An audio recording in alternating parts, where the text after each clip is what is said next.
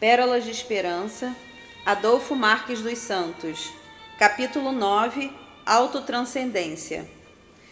O eternamente novo nos convida ao exercício da superconsciência, de forma que, almejando sempre o futuro sobranceiro, não nos prendamos ao passado, que, por mais dadivoso que tenha sido, deve ser substituído obedecendo ao eterno transformismo do universo assegurado pela lei da evolução.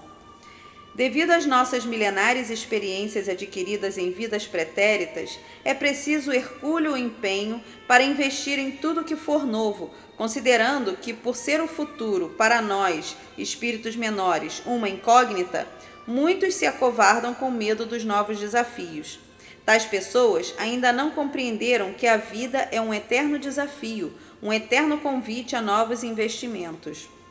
Por ser da lei da criação que tudo criado permanece vinculado ao seu Criador, com o humano não é diferente.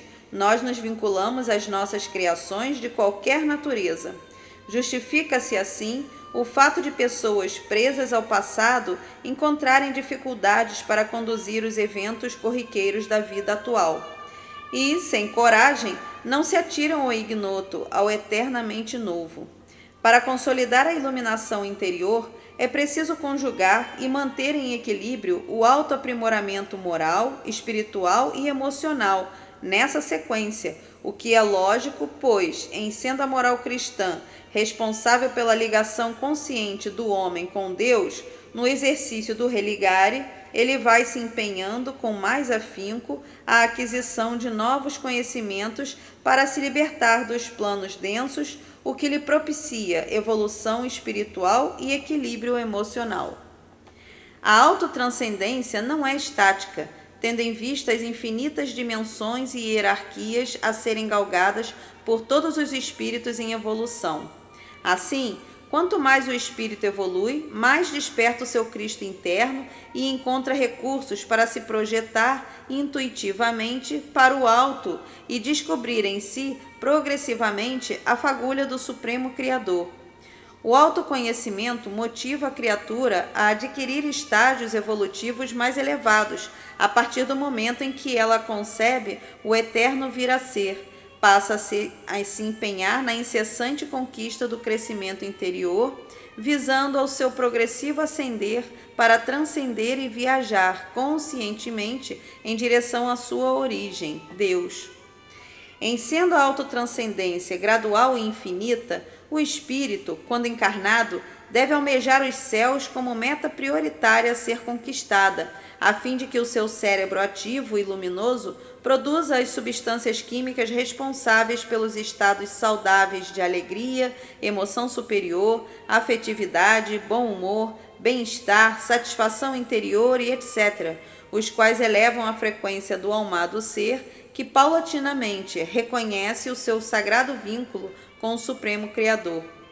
Deduz-se que o indivíduo que tem a vida mental povoada pela iluminação da satisfação na condução da vida é mais saudável em todos os aspectos e o seu magnetismo carrega a vibração da paz interior. Isso porque os estímulos neuronais são mantidos em alto nível, cuja frequência, além de auxiliar na produção das substâncias químicas responsáveis pela sua harmonia íntima, faculta a expansão da energia luminosa, formando a sua radiante aura com as cores da vida.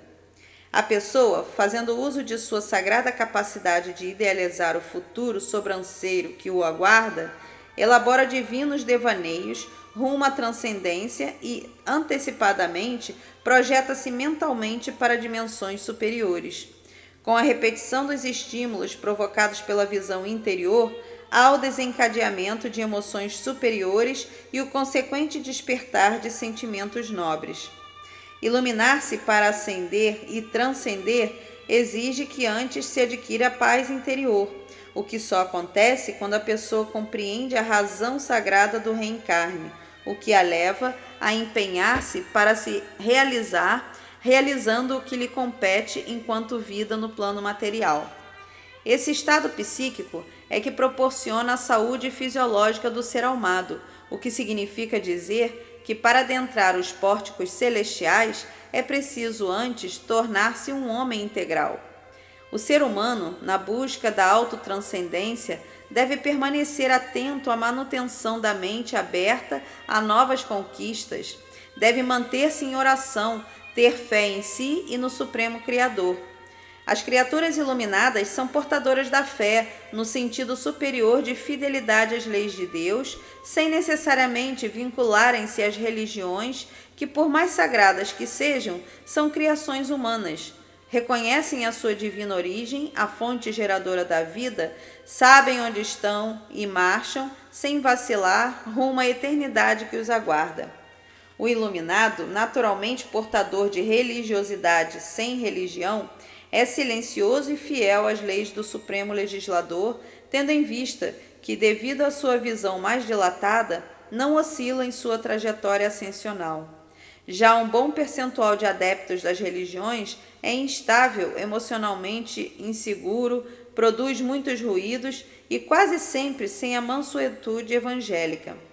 Vale relembrar que a religião do terceiro milênio é o próprio homem sem rótulos, sem distintivos e sem paramentos.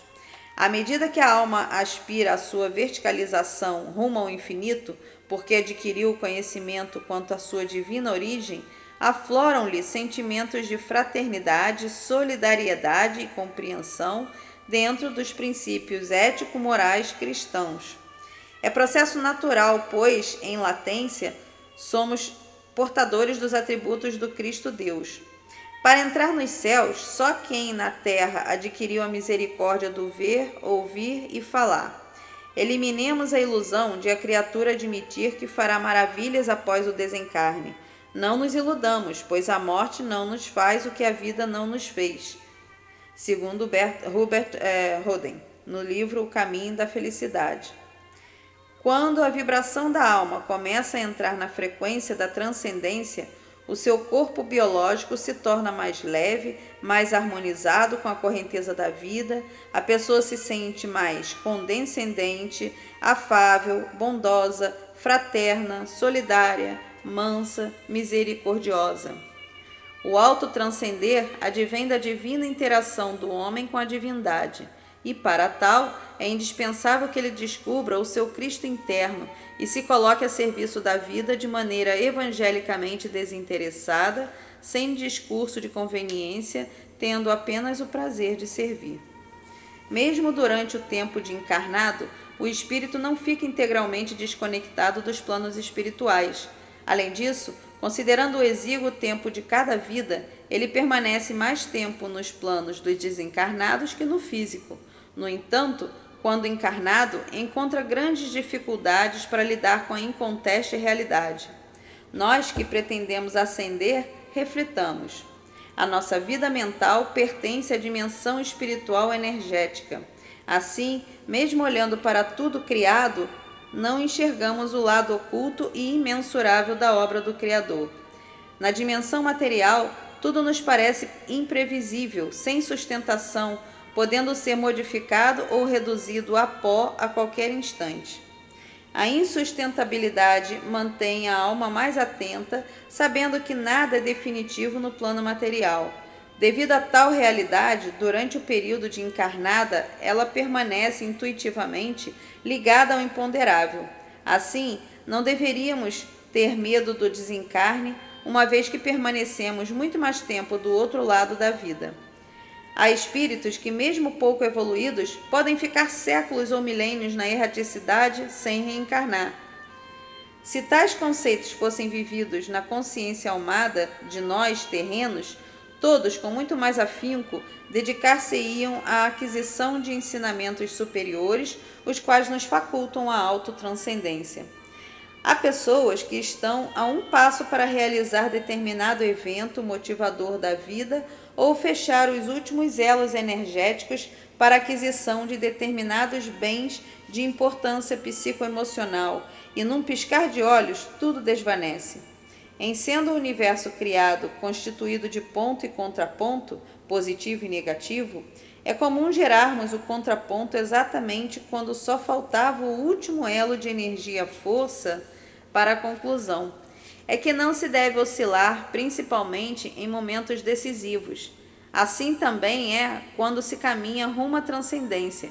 Em muitos casos, devido às vacilações, a pessoa perde o equilíbrio e, pela lei da ressonância, é precipitada aos abismos sombrios. Nesse caso, terá de recomeçar tudo.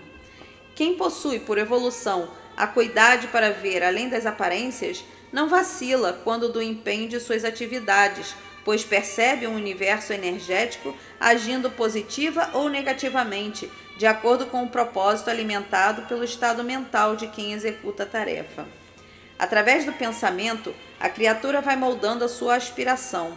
É semelhante ao artista que vai colocando na tela externa a sua paisagem interna. Repetindo, não se deve titubear durante a execução, muito menos no momento do desfecho. Em se tratando de autotranscendência, no campo espiritual mediúnico, também existem ponto e contraponto. O médium, por exemplo, deve se considerar semelhante a um cuidadoso violonista, eternamente afiando a sua sensibilidade psíquica para melhorar a sua sintonia com o mundo espiritual.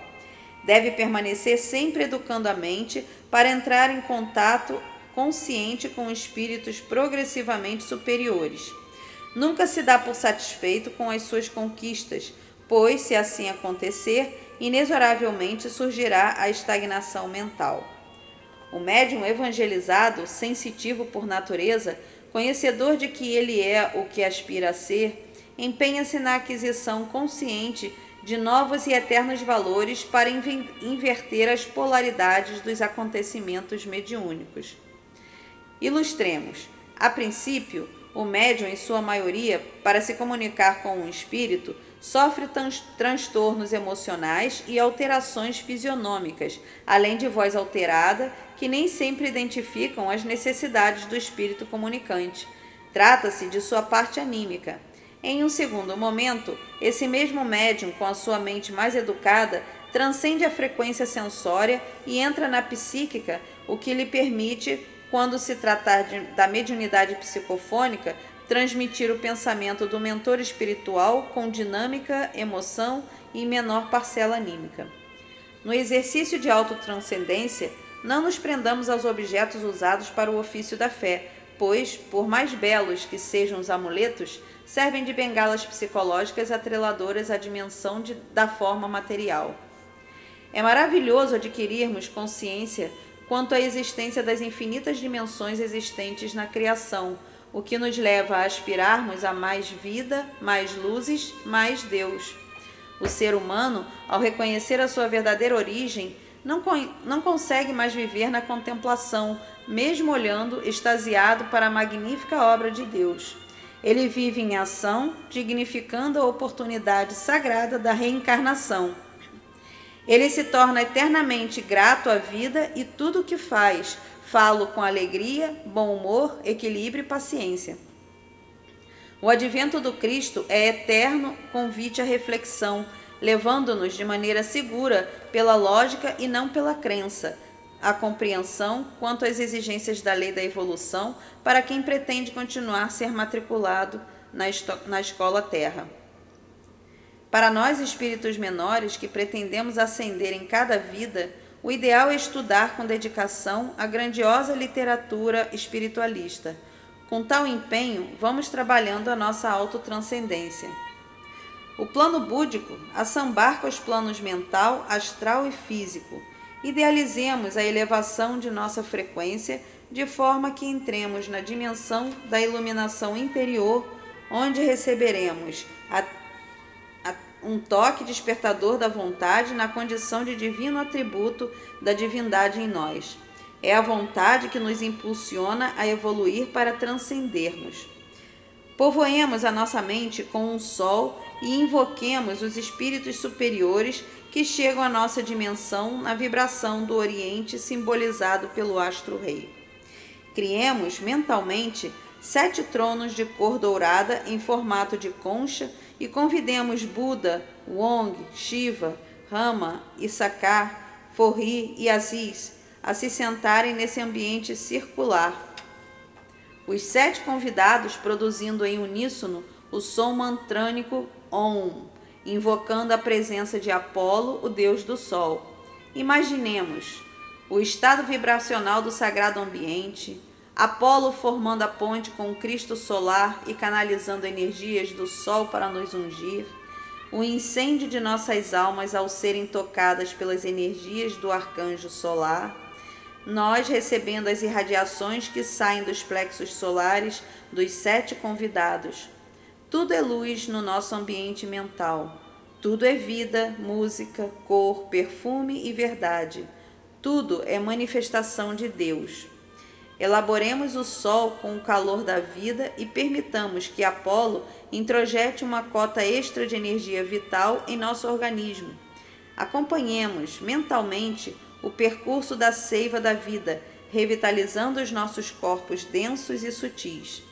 Encerremos o nosso devaneio com um espírito festivo, alegre e motivador, mas mantenhamos em nosso dia a dia paisagens mentais que polarizem energias sustentadoras de vitalidade psicossomática, emocional e espiritual. Agora, você, na condição de uma fagulha de Deus, fale com a vibração da convicção. Fale para todas as suas células ouvirem. Fale com a voz da plenitude. Vá falando e elevando suavemente a voz. Fale pausadamente e com a energia da certeza.